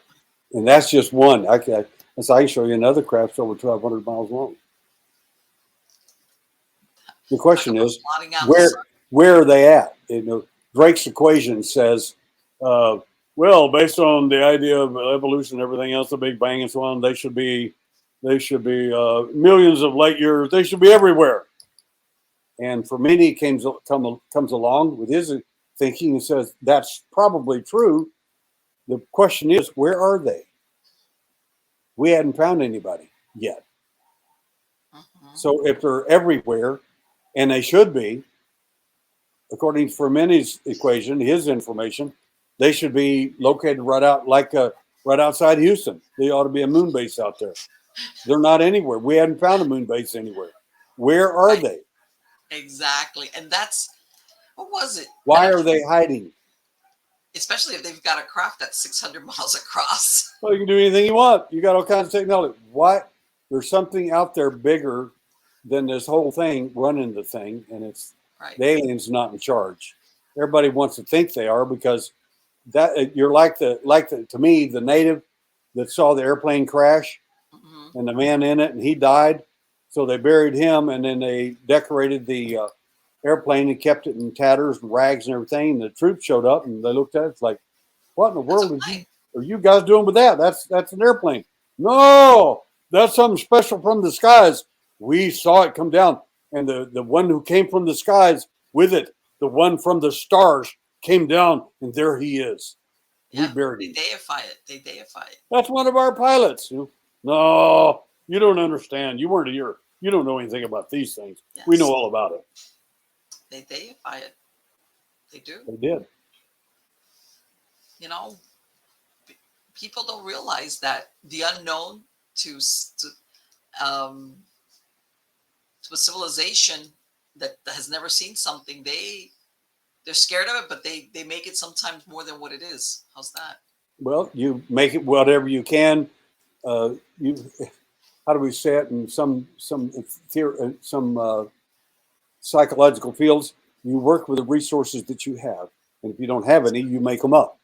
You generalize, delete, and distort information, and you just improvise and do what you can, what you got, and make a statue out of it or something. Tell everybody the pilot came down from the skies, and he's far advanced than us because we're still chucking spears, and he's got a single winged aircraft that you deified. So, do you think at some point that the extraterrestrials are gonna make their presence known, regardless of what world governments want, and say, "Oh, be quiet, forget it. We're gonna we're gonna let them know we're here." Do you think that's ever gonna happen? No, I don't. The idea is disclosure is a joke. Hmm. I was okay. I was at a big conference in Washington State. Nick Pope was there with me, and we were the two top speakers. And they they brought in this lady who was really sharp. I mean, she was well read, well versed in the UFO phenomena and in intelligence questions. And she asked Nick the first question. She said, "Do you think disclosure is going to happen and all that?" And he said, "Absolutely." And he gave her all these accolades of how it's going to happen and so on. And she said, "Mr. Sims, question to you. Do you think disclosure is going to happen?" I said, "No." And she said, "Well, you were both sharply disagreed." And I said, "Well," I said, I said, this is going to sound personal, but it isn't. I said, my background is in the intelligence community. I said, I've worked in the Central Intelligence Agency for 2 years, covert operations, and so on and so on. I've worked at the spy training camp for training case officers, spies. And I learned quite a bit about the tradecraft for myself. And I said, I don't know what Nick actually did back in the MOD, but in my opinion, it wasn't very important because he still doesn't know the answer Oh to my that. God! Did you? I said, All right. I know what I did for a living, All and right. but I actually do know what he did, and I could prove it, but I didn't want to. I wasn't there to trash him. I told him, I looked at him and said, Nick, I told you in 1994, don't do this. If you want to pull out the big guns, that's fine, but you're going to pay the price. And I did. I made him pay. And I said, the fact is that you don't know. And I said, and you see something on the news and you say, well, that's it. That's disclosure proof that we're. I said, Nick, I said, we have been waiting in the intelligence community for 70 years for you guys to show up with a big congressional investigation. We're going to make you tell us everything. I said, did you like the first story we told you? I said, that one, somebody accidentally, stupidly let the cat out of the bag and said, we found a flying saucer at Roswell. The next day, we changed it to, no, it was a weather balloon. Mm-hmm. Then later, it was Project Mogul. Then later, we changed it to another story. I said, we got 4 different stories out there for you. Which one of those did you like best? That's when you bring as we've been waiting for 70 years for you guys to show up with the congressional investigation. You have never shown up. You've never done anything. you're not scaring anybody. And I said, I promise you, when you come with your big congressional investigation and warn us about the big one, and you're going to really get us if we don't tell you the big one. I said, I promise you, we've got an answer so good, you're going to love it. It's not the truth. Truth is just a lie. It hadn't been told yet. Right. These are cover stories, uh, Nick. And I said, and obviously you don't know that. So do you ever think that they're going to use the threat of alien invasion Well, for, the intelligence community could use something like that. And it's not only, possible. I mean, we've seen enough alien invasion movies for the last 40 years or 50 years till it's like, oh my God, there it is, to basically make everybody do what they want. Do you think that's ever possible? Sure, the intelligence communities, governments would do that. The Chinese would do it in a heartbeat if they had the tech to do it. Well, let me give you one quick example for your audience, and this is a true story. In the days of JFK, just before he was assassinated, uh, the Central Intelligence Agency wanted to take Cuba for the U.S. And I mean, for all practical purposes, we owned it anyway because the mafia was down there with their casinos. Yes. So no big deal. Then here come the rebels and Castro and his boys, and they started taking over. We had a bunch of our CIA people down there going to fight it out with them, and so on. And Kennedy wouldn't give the go ahead to do it. He didn't want it have to happen. And anyway, one of the things the CIA told Kennedy was we could cause a large hologram in the sky, Okay. and these were Roman Catholic people. We can make it look like the Virgin Mary, like anybody knows who the Virgin Mary looks like. And he said they would think that in fact it was God doing that, and they would give up without a fight. Right. And he said no. Of course, the personal part of that where he didn't like, because he's Roman Catholic himself, he didn't like the idea to begin with. But that's the intelligence community. They have their own ideas and ways of doing things.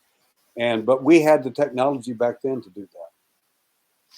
And that was what, 70 years ago? No, yes, 60 sure. years ago, something like 50 years ago, easy. Yeah. And let me tell you something. I'm going to get off on a tangent. I'm Cuban American. I was born in the United States, but my whole family's Cuban. I've never understood, looking at it, that I never understood why the U.S. allowed a country that was, like you said, you had the casinos, you had a bunch of American companies there. I remember my mother would tell me, oh, we would see the new cars coming out, they would first be in Cuba before you ever saw them in the U.S. And I always thought, how did the U.S. allow an island that's 90 miles off the coast to be taken over? I could never figure it out. Like now we're having this. Kennedy did not want to get in another war. He was trying to shut down the Vietnam War, and he wanted to make sure we didn't get in a war 90 miles off our coast. And so he wouldn't send the cover, the military cover for the CIA operatives that were already on the ground. And as a result, hundreds of our case officers, agents, as you would call them, CIA people, got caught by them, and some of them were executed or tortured, and others were put in prisons, and so on and so on. And I have friends that were involved in the Bay of Pigs fight, so I know what I'm talking about. And anyway, the CIA's hated him ever since. They did. Well, you have to understand, and this is the thing. Yeah, basically everybody sees, when he did the coup d'etat, against Batista and whatever. But there was years behind that in preparation to get to that point. It's the part that I'm always thinking, you're telling me nobody could go in there like they do now, infiltrate and disrupt it, They already had that taken care of. The CIA was ready to go. All they had to get from President John F. Kennedy was the go-ahead, because they had the aircraft waiting. Right, we already had everything was ready to take over the island, all of it, and he would not give the go-ahead. And as a result, when the rebels came in great force, they caught our guys literally out in the water, forced them out in the water, and literally caught them. Well, look at now what the problem we're having with China. Well, it's horrible. It's It's like, oh, a it's like, and I'm like, huge mistake, and all those people have been enslaved in communism ever since. yes, it's very I bad. hate The it. reason why I Hate say every bit of it. this, my grandfather was a police officer. This was in the late 50s. By the time this happened, he had already retired. And he, this was the time of what they call the beat cops, where you had your area and he had a part of Havana. But towards the end of his career, he was plainclothes with a partner. And he says, I knew everybody. I knew who was the thief, who was the petty thief, I knew everybody who did everything. That's right. And he says, this was right before he retired, he said they started to have bombs going off. And he says that they would do it he says, like one time he got there and they had put it under, these houses where the porches, like basically are on the sidewalk, like, and he says they placed a bomb under our house. This lady, her legs got blown off and he was the first one to get there. And he said at the beginning, he was trying to figure out, like, who's doing, like, these are just people living in a house. Who's going to place a bomb? In other words, they ruled out there was nothing like a natural, like a gas leak or anything else that could have made it. Right. This is called terrorism. Terrorism, exactly. And he says he realized what was going on and he was close and he kind of told some of the family members, like, we need to get out. I'm going to Miami to retire. Good idea. He saw idea. this, but he realized what was happening. My point being that this was something that was a process, that terrorism, where you do that to the people that are living there. And it keeps them under control. Yes, it does. You need them afraid, and you need them to make you think that the government's there to protect them. Exactly. The way to do that is to create your own terrorism. And that's exactly. And what was, unfortunately, it's really funny because the communists, they didn't say they were communists back then. Remember, Fidel never said he was communist till later on. He was basically blaming the Batista government on those things. And it was the other way around. But whatever. Sure. There's another time in history. But the reason why I brought it out is that you mentioned about China, and now we've got China supposedly wanting to, and we've got them like 90 miles off the coast of the U.S. And it's like, man, it's completely insane. It's like, oh, and I've also heard that, and I don't know if that they do have the capabilities of holograms that are very convincing now. Yes. As far as the technology of making people think they're seeing something that's not really there, that will be like, huh? If we go, the Chinese have got remarkable technology, and the fact is, the Chinese, Biden's State Department guy just came back from China begging them to please talk to us, and the only way they'd talk to him, they said, tell us that Taiwan is part of China, and he agreed. He said Taiwan is part of China.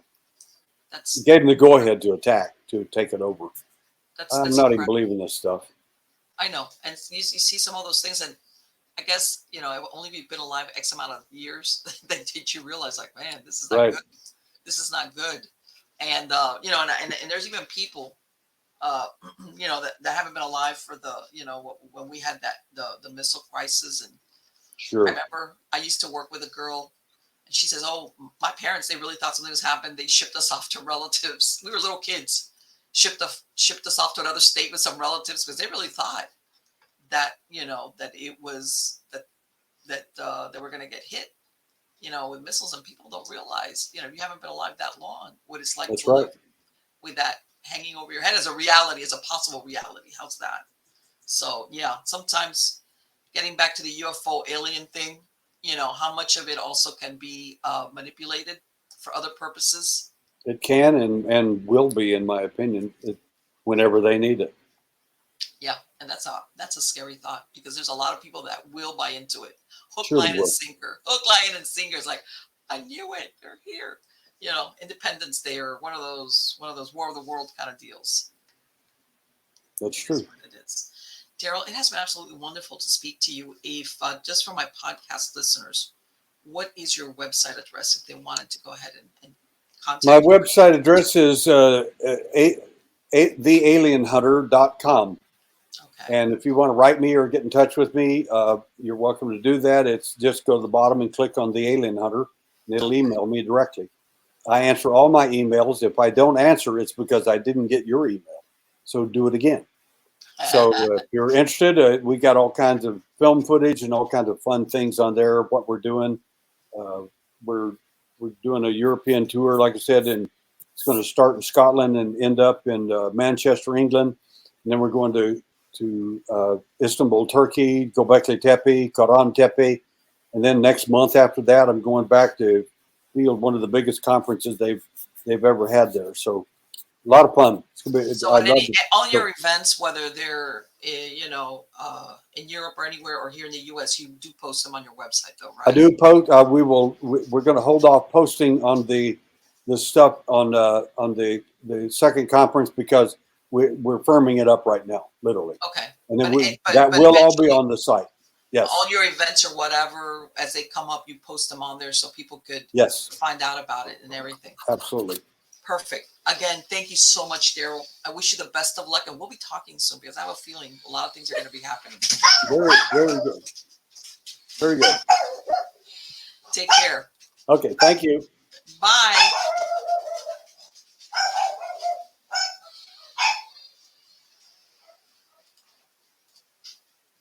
Wow, this is like super. You know what? I know that a lot of people with the UFO things, it's fun, and it's fun in a legend tripping kind of way. And there's another part of it which is, and of course there's people that have had their, whether it's a sighting or abduction or suspicion of abduction or implants or, you know, for different people it can mean different things. But the truth is, we really have to consider if the idea of an alien invasion could ever be used against us, as in, are we willing to believe it? Okay.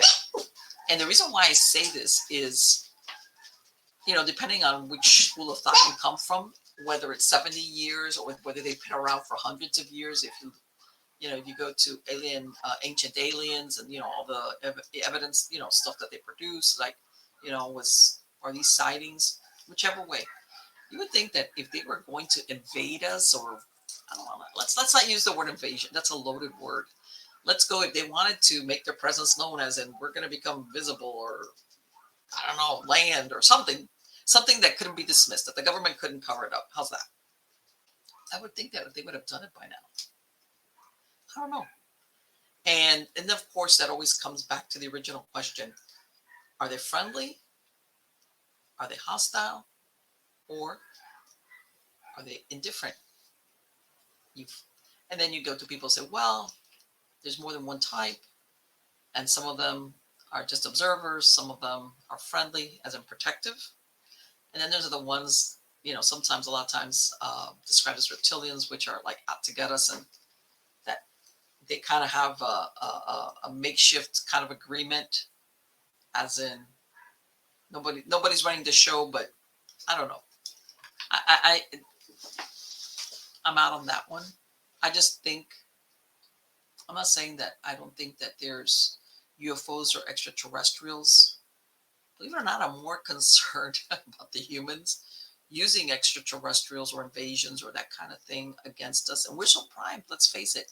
Back in the 50s and the 60s, if you look at all those sci-fi, the Cold War and all that, and it was like, oh, okay, how primed can you be, when you hear about that, when Orson Welles did that War of the Worlds kind of deal, where everybody on the radio is listening to what they think is a real transmission, that we're getting invaded.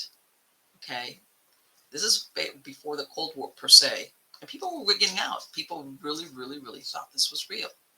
Now, can you imagine? This was only based on, because back then, mostly people got their entertainment or their news on the radio.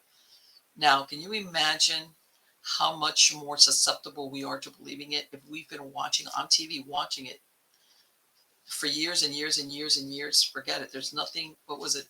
A picture paints 1,000 words. How much more we've been inducted in our minds, as far as not only the existence of extraterrestrials, but depending on what movie you've seen, and I'm not talking about ET, um, we're going to be on the short end of the stick. And that's to put it nicely, right? Where if we see something, that looks like a spaceship or God knows whatever. I don't know. Godzilla, what God? We're going to be like, I knew it. They're here. Oh. You know what? And call me a cynic, but I I don't think that's an impossible thing. Because I'm thinking of all the things that really would just make everybody wig out across the board. It would be something like that. A universal threat. How's that? This would be the kind of threat that forget borders and countries and governments. That would make everybody like run for the hills, like be like, oh, because let's face it, to us, we'd be like, hey, as far as the aliens are concerned, we're all the same, humans, right? So we would be thinking we're all under the same pressure of that same threat. Because of course, I doubt very much. And this is something to consider, that these aliens, they're going to come over and take only over one country. No, we're here to conquer just but that one country. No, if they're here, we're going to assume they're here to take over the world if they look to be hostile. But even if they're not, let's go with the they don't make hostile maneuvers. How's that? They're just like, hey, we're here. We'd be wigging out just wondering where's this going to lead. Which leads me to, as much as I told Derrel, I wish I would get the truth.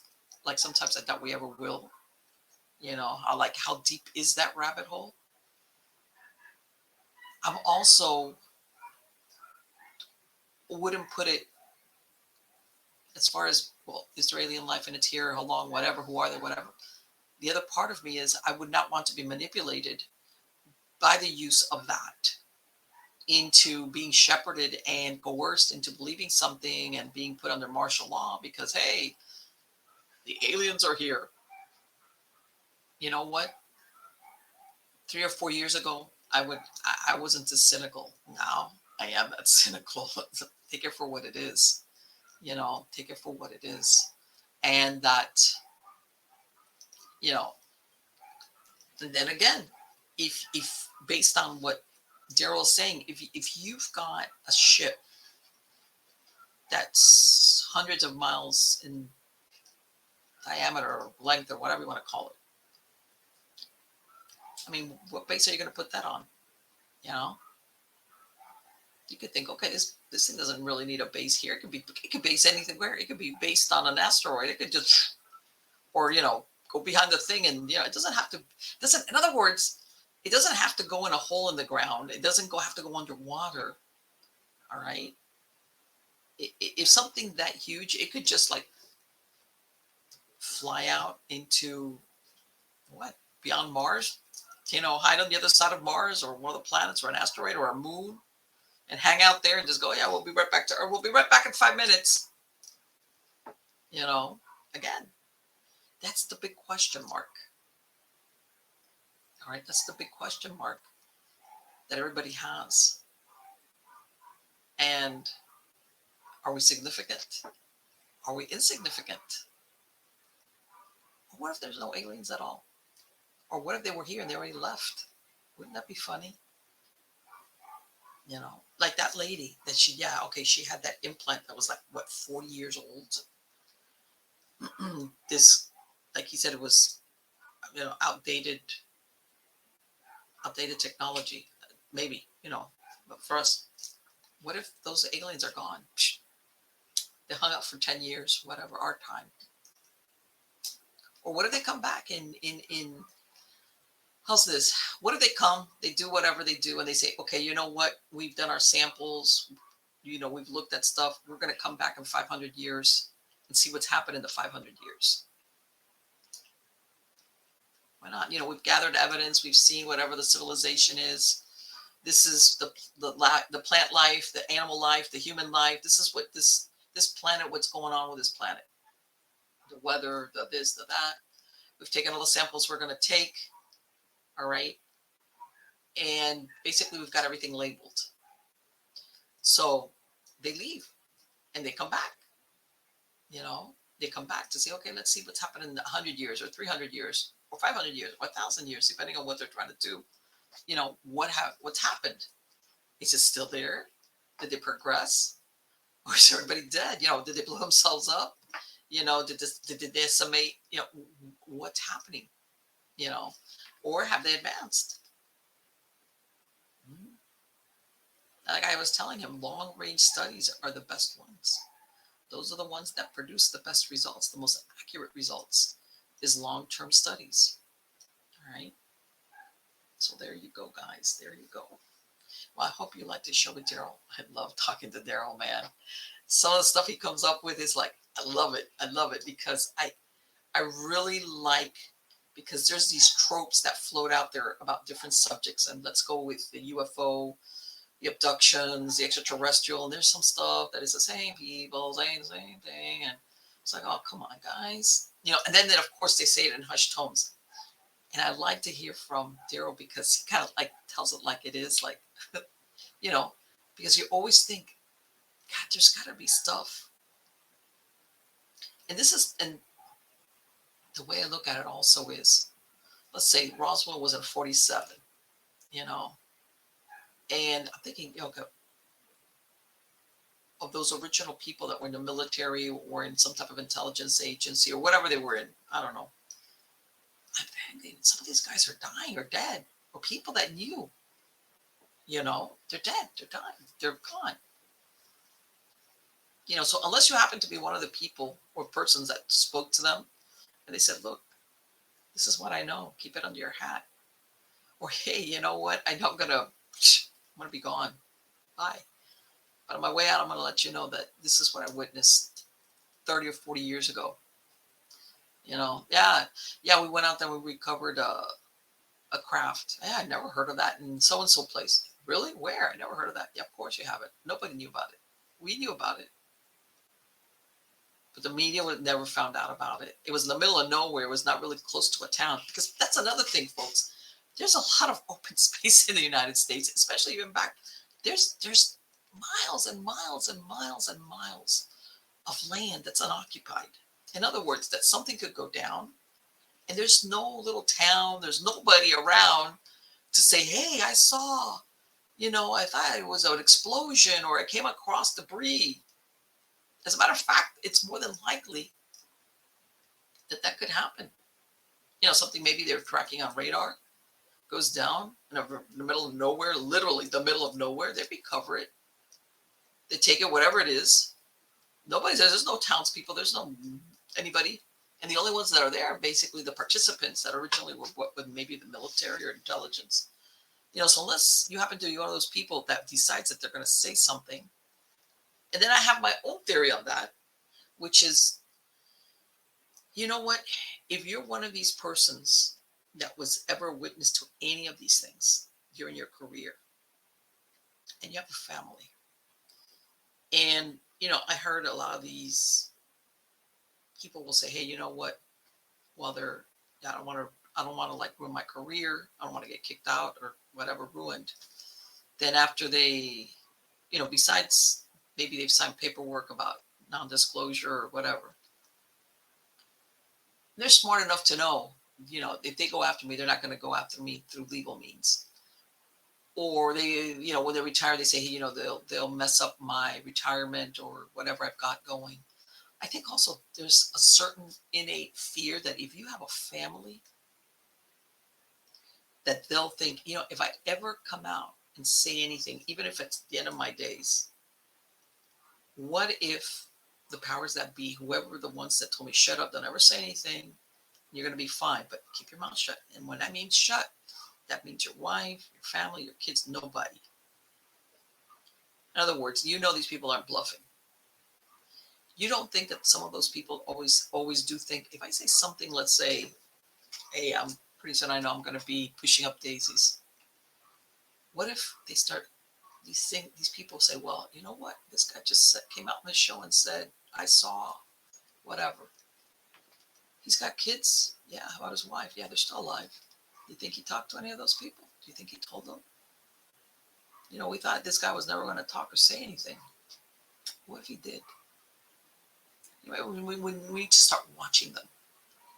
This is just me going on my own little, but if you don't think that sometimes some of these people that were involved in this field, whatever it is, do think about that, I think they do. I think unless you're a psychopath and you don't care about your family or your kids or your grandkids or your wife or whoever's left behind, I do. I think that they do think about that. They say, you know what? There's a lot I could say and things that I know. I could probably say things that all these guys that are running around on TV, saying that they, in Roswell, I saw stuff that makes that look like, a little kid's party. But I know that if I ever came out, even now, 50 years after the event, is it gonna mark my family? Maybe life has been sweet, and I'm sure maybe even they've been on and off monitoring, but since I've never said anything, they kind of like say, this guy's good. He's kept his mouth shut all these years. Yeah, we've overheard conversations. We've tapped his phones, and I've never heard his wife say to her mother or her aunt, hey, so-and-so said he went out to, where, what they found. We never heard that. So he's safe, but he knows that all he has to do is say something to somebody, publicizes it, and it's going to put all those people around him, wherever they might be, under the microscope, because they're going to say, oh. Who else did he talk to? Did he ever say any stories? Did he ever say any stories to anybody and said, hey, do not say anything until I'm dead or after I pass? How much did he say? And of course, this all goes back to how much that person knows.